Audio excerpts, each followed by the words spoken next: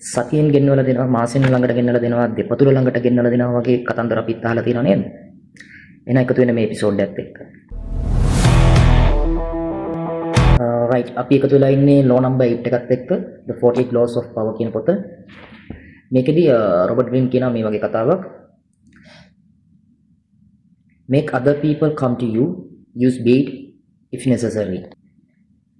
මේකේ අදහස තමයි බලය ලබා ගැනීමේ මාර්ගයේදී අපි සාමාන්‍යයෙන් මිනිස්සුන්ව හඹාගෙන යන්නේ නැහැ. ඒ කියන්නේ අපි යාළගේ අවධානය ඉල්ලගෙන හෝ යාළා අපිත් එක්ක රැඳෙන්න කියන අදහස ඇතුව අපි යාළව හොයාගෙන යන්නේ නැහැ.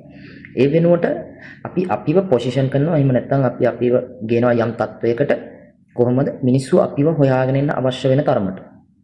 ඒතර රොබර්ට් ග්‍රීන් තවදුරටත් මේක විග්‍රහ කරනවා මෙහෙම දෙයක්.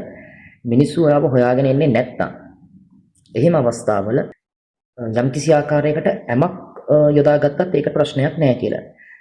කෙසේ හෝ වෙන්න ඕනේ මිනිස්සු ඔයාව හොයාගෙන එන එක තමයි අවසානයේදී. يعني ඇමක් පාවිච්චි කරලා හෝ ඔයාව ඒ යම් කිසි තත්වයකට ගෙනල්ලා හෝ මේ බලය ලබා ගැනීමේ මාර්ගෙදි සිද්ධ වෙන්න ඕනේ ඔයා වටා ඉන්න මිනිස්සු ඔයාව හොයාගෙන එන තත්වයටපත් වෙන එක. එහෙමනම් ලෝ නම්බර් 9 එකෙන් හම්බ වෙනකම් ඔයාලට සුබ දවසක්.